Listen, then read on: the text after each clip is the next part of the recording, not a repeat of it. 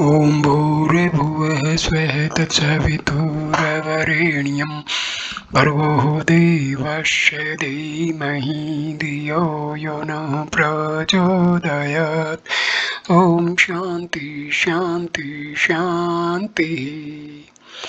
नमस्ते मेरे प्रिय दोस्तों,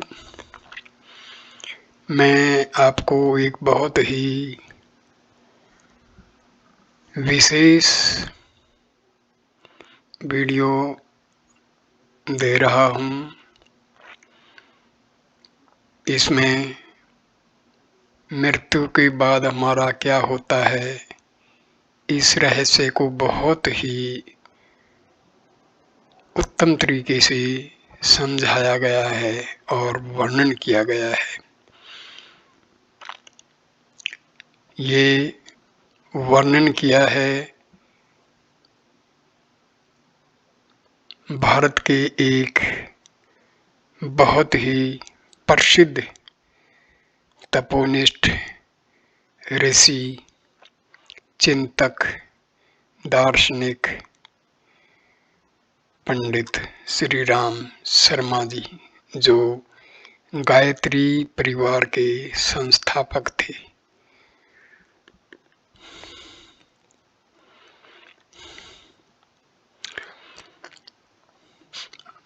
इसके लेखक हैं पंडित श्री राम शर्मा आचार्य। जीव अमर है, उसकी मृत्यु का कोई प्रश्न ही उपस्थित नहीं होता। अविनाशी आत्मा सदा से है और सदा तक रहेगा। शरीर की मृत्यु को हम लोग अपनी मृत्यु मानते हैं, बस इसीलिए डरते और भयभीत होते हैं। यदि अंतःकरण को यह विश्वास हो जाए कि आज की तरह हमें आगे भी जीवित रहना है, तो डरने की बात नहीं रह जाती। मृत्यु का भय अन्य से भयों से अधिक बलवान है। आदमी मौत के डर से थर थर कांपा करता है। इसका कारण परलोक संबंधी अज्ञान है। इस पुस्तक में उस अज्ञान को हटाने का प्रयत्न किया गया है और उस जिज्ञासा की पूर्ति करने की चेष्टा की गई है, जिसमें मनुष्य अपने भविष्य के बारे में जानने के लिए आतुर रहता है। परलोक विज्ञान के संबंध में हाथों हाथ प्रमाण देकर साबित करना कठिन है, क्योंकि यह विषय जड़ विज्ञान की पहुंच से ऊंचा है। सर ऑलिवर लॉज जैसे परलोक विद्या विशारद को इस विद्या के संबंध में यही कहना पड़ा कि इस आत्मविज्ञान को हर समय प्रत्यक्ष कर दिखाना कठिन है। जो पाठक स्थूल इंद्रियों को ही ज्ञान का परम साधन मानते हैं, उनके लिए परलोक संबंधी यह पुस्तक कल्पना से अधिक प्रतीत न होगी, किंतु जो दिव्य दृश्यों और तत्वज्ञानियों के वचनों पर विश्वास करते हैं, उनके लिए इसमें विश्वसनीय सामग्री है, क्योंकि अनेक उच्च आत्माओं के निकट संपर्क में रहकर जो ज्ञान हमने प्राप्त किया है, उसी का इसमें निचोड़ है। मृत्यु का स्वरूप।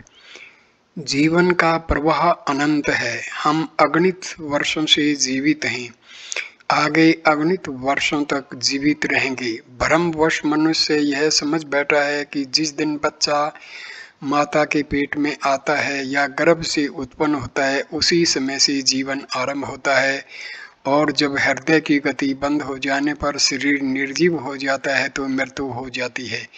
यह बहुत ही छोटा, अधूरा और अज्ञान मूलक विश्वास है। आधुनिक भौतिक विज्ञान यह कहता पाया जाता है कि जीव की कोई स्वतंत्र सत्ता नहीं, शरीर ही जीव है। शरीर की मृत्यु के बाद हमारा कोई अस्तित्व नहीं रहता, परंतु बेचारा भौतिक विज्ञान स्वयं अभी बाला अवस्था में है। विद्युत की गति के संबंध में अब तक करीब 3 दर्जन सिद्धांतों का प्रतिपादन हो चुका है। हर सिद्धांत अपने से पहले मतों का खंडन करता है।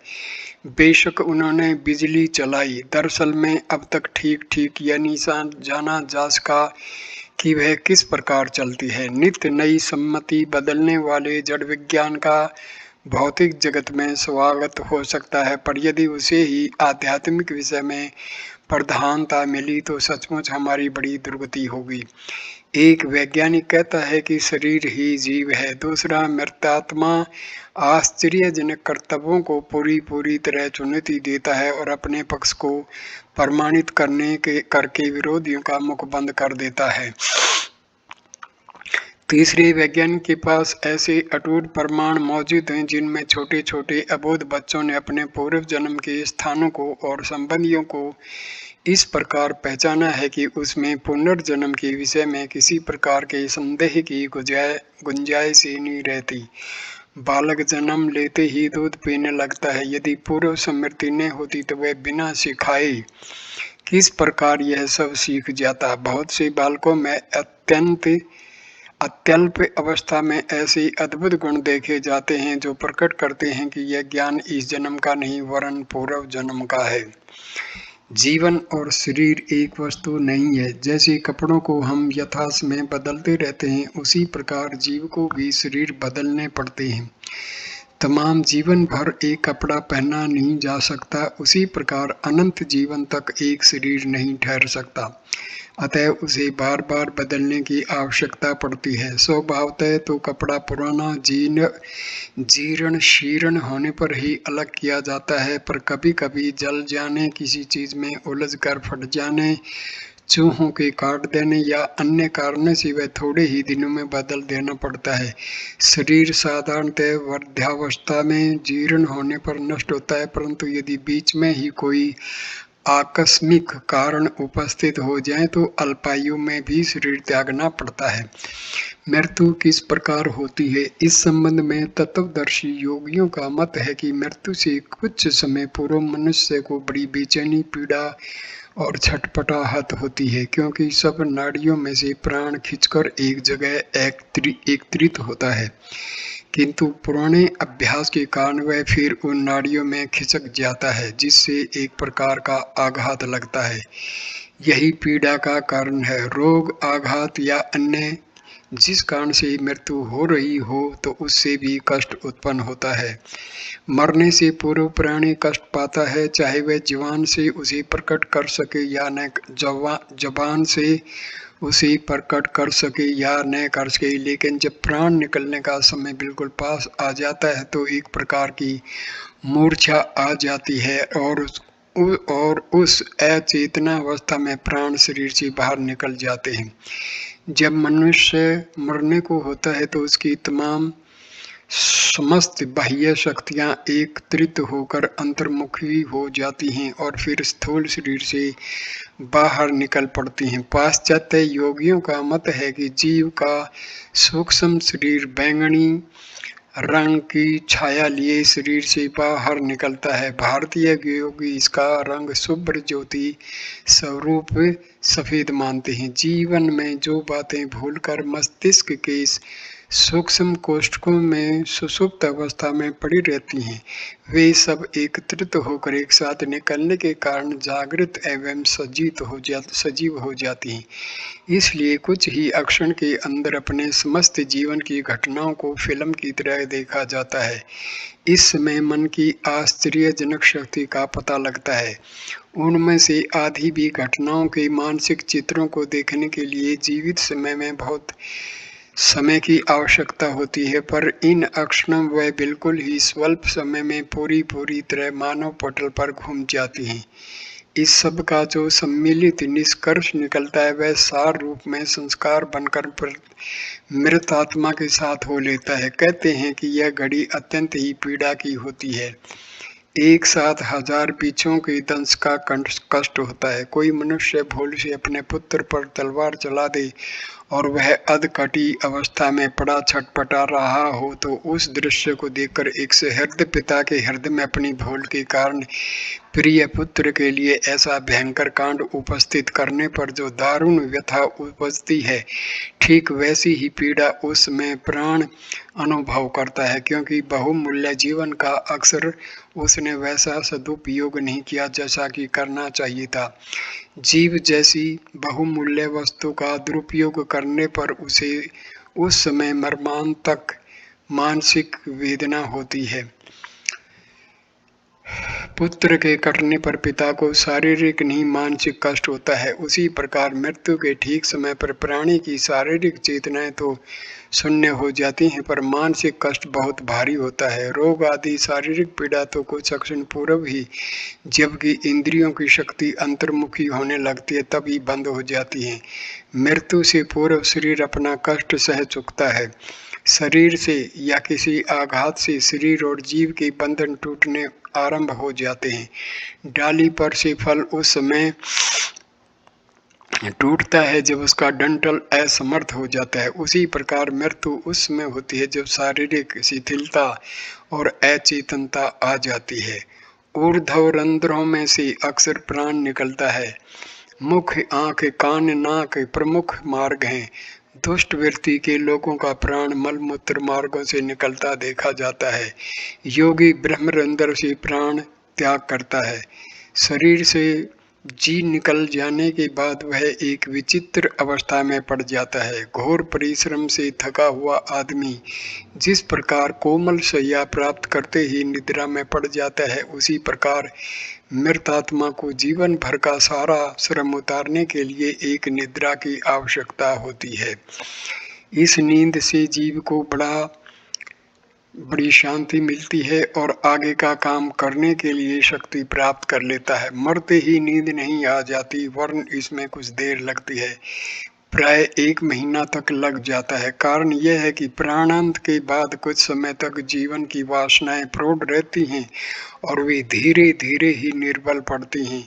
कड़ा परिश्रम करके आने पर हमारी शरीर का रक्त संचार बहुत ही तीव्र होता है और पलंग मिल जाने पर भी उतने समय तक जागते रहते हैं जब तक फिर रक्त की गति धीमी न पड़ जाए। मृत आत्मा स्थूल शरीर से अलग होने पर सूक्ष्म शरीर में प्रस्फुटित हो जाता है। यह सूक्ष्म शरीर ठीक स्थूल शरीर की ही बनावट का होता है।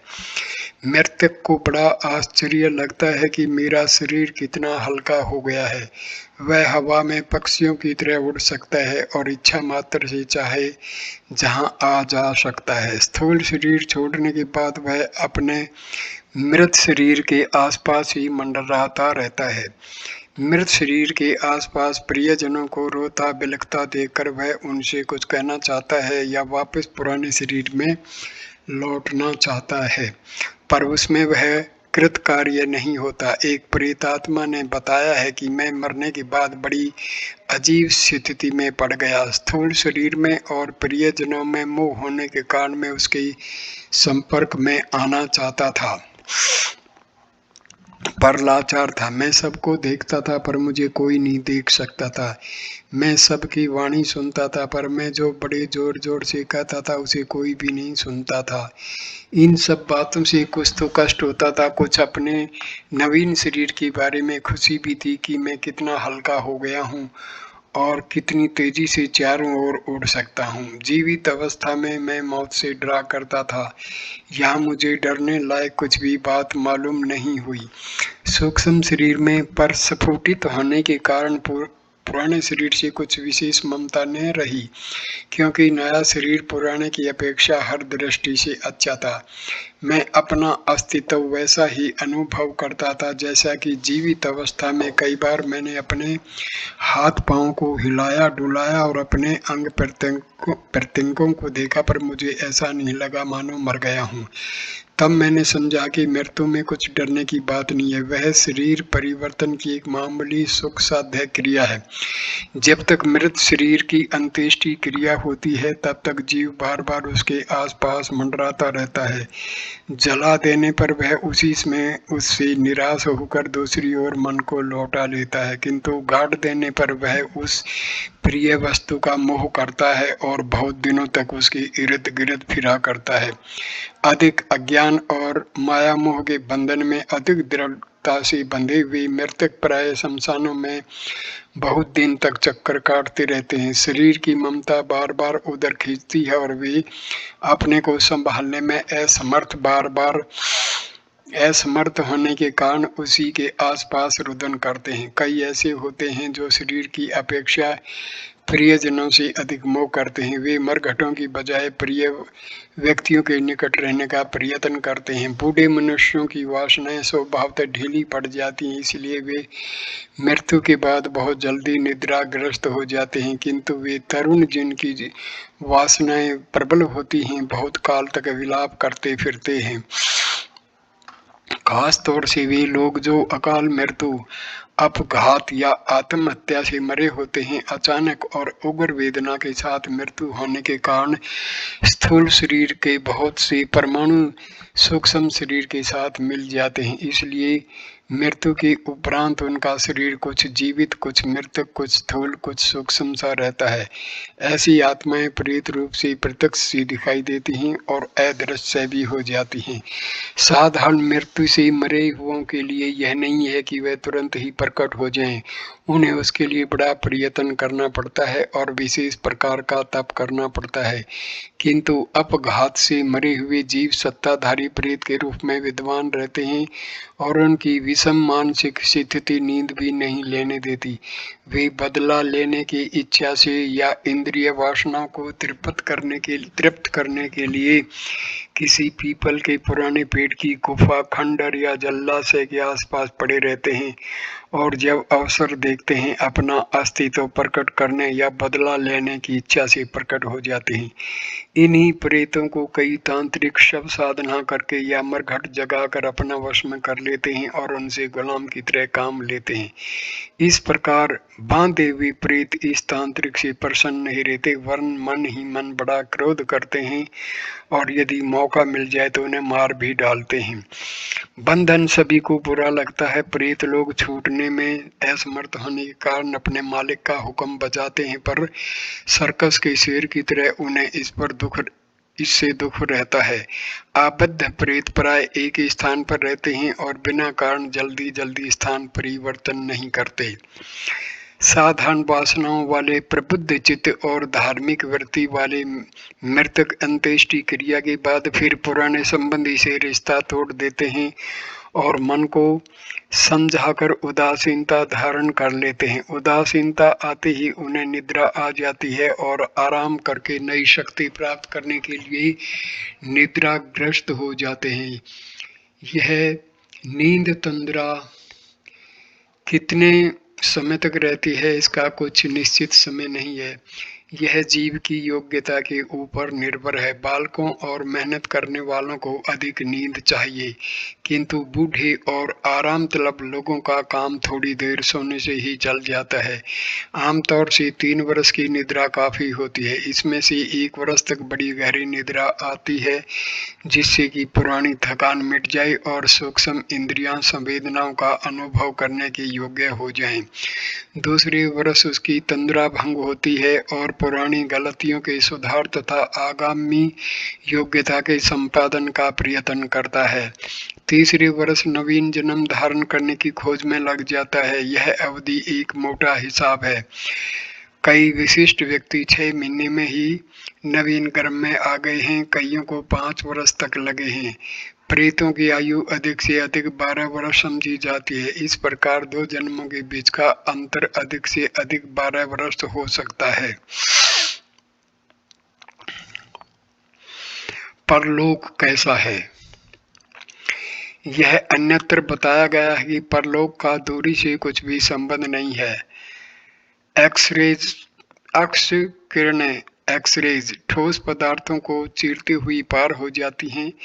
हमें दीवार का पर्दा तोड़ना मुश्किल मालूम पड़ता है, पर एक्सरे किरणों के लिए यह पर्दा कुछ नहीं के बराबर है। गर्मी और सर्दी का प्रभाव बहुत अंशों में बाहरी प्रतिबंधों को तोड़कर भीतर चला जाता है। इसी प्रकार सूक्ष्म तत्वों के लिए स्थूल वस्तुओं के कारण कुछ बाधा नहीं पड़ती। हवा का समुद्र पृथ्वी के चारों ओर भरा हुआ है, पर हम उसे चीरते हुए जहाँ फिरते हैं, हमें वह भान भी नहीं होता कि हम हवा के बीच में इसी प्रकार भागदौड़ कर रहे हैं जैसे पानी में मछली। संभव है कि मछली भी पानी में ऐसे ही स्वतंत्र घूमती हो जैसी हम हवा के समुद्र में घूमते हैं। मृत आत्माएं सूक्ष्म तत्वों की बनी हुई हैं। इसलिए वे इत्थर तत्व की भांति चाहे जहाँ आ जा सकती हैं। उसके निवासी स्वेच्छा अनुसार चाहे जहाँ भूमि, जल, पर्वत, ग्रह, नक्षत्र आदि के बीचों बीच या ऊपर नीचे भी रह सकते हैं और अपने रहने के लिए सब प्रकार की सुविधा वहाँ उत्पन्न कर सकते हैं। यह जानना चाहिए कि मृत प्राणी के साथ उसके विचार, स्वभाव, विश्वास और अनुभव भी जाते हैं। घरों में रहने के, कपड़े पहनने, भोजन करने आदि की क्रियाएं जीवित मनुष्यों को जीवन भर करनी पड़ती हैं, इसलिए उनके यह विश्वास सुदृढ़ हो जाते हैं। यह बात एक साधारण मनुष्य के विचारों के बाहर की है कि कोई मनुष्य बिना घर, वस्त्र और भोजन के भी रह सकता है। जैसे विश्वासों के कारण सूक्ष्म शरीर और इंद्रियां उत्पन्न हो जाती हैं, वैसे ही विश्वासों के आधार पर परलोकवासी के लिए गृह, वस्त्र, आहार विहार की भी व्यवस्था हो जाती है। वे समझते हैं कि हम घरों में रहते हैं, कपड़े पहनते हैं और भोजन करते हैं। यह सब पदार्थ उनकी भावना स्वरूप होते हैं। यदि कोई परमहंस सन्यासी निर्जन वन में वस्त्र रहित और कंद मूल फल खाकर निर्वाह करता हो तो उसका परलोक भी वैसा ही होगा। भूत प्रेत किन्हीं विशेष स्थानों पर ठहर जाते हैं, किंतु साधारण कर्म के अनुसार चलने वाले प्राणी स्थान संबंधी बंधन में नहीं बंधते। वे एक स्थान पर रहते हैं, किंतु वह स्थान चाहे जहाँ हो सकता है। स्त्री और पुरुष का लिंग भेद बना रहता है। विश्वासों के आधार पर यह भी निर्भर है, जो पुरुष स्त्री भावना का आचरण करते हैं या जो स्त्रियां पुरुष भाव को हृदयंगम करती हैं, वे कुछ काल नपुंसक की दिशा में रहकर लिंग परिवर्तन कर लेते हैं और अगला जन्म परिवर्तित भावना के अनुसार होता है। यह अपवाद है। साधारणतः लिंग परिवर्तन करने की किसी जीव की रुचि नहीं होती।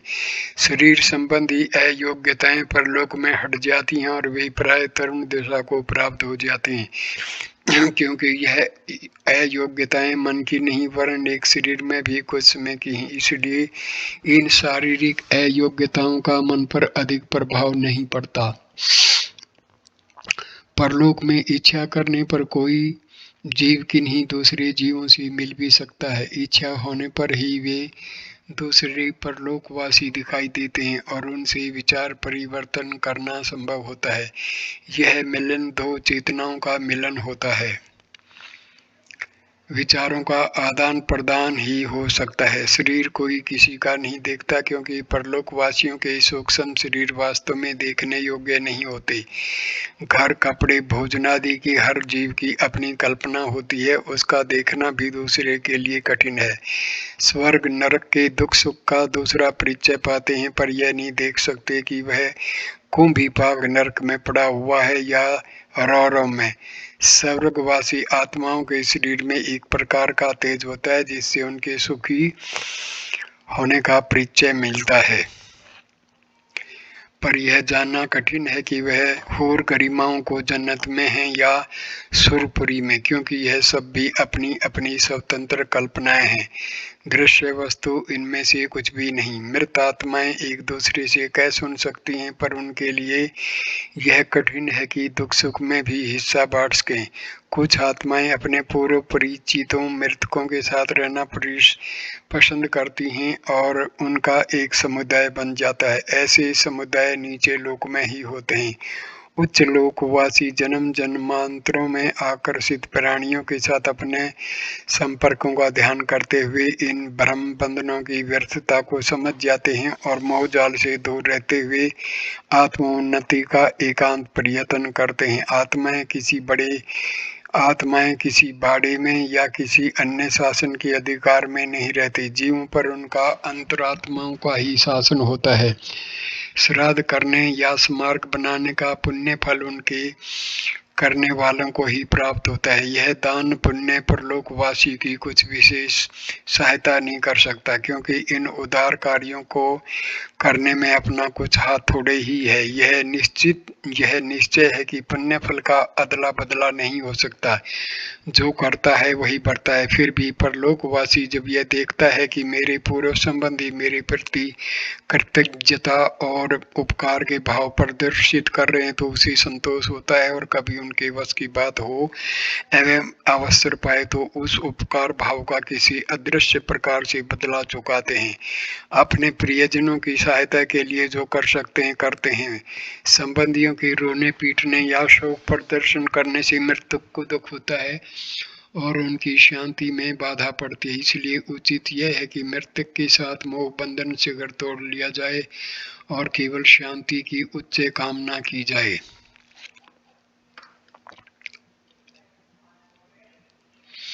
इस वीडियो को मैं यहीं विराम देता हूँ। अगला वीडियो शुरू करूँगा स्वर्ग नरक का वर्णन। धन्यवाद मेरे दोस्तों, ये वीडियो देखने के लिए आपका धन्यवाद।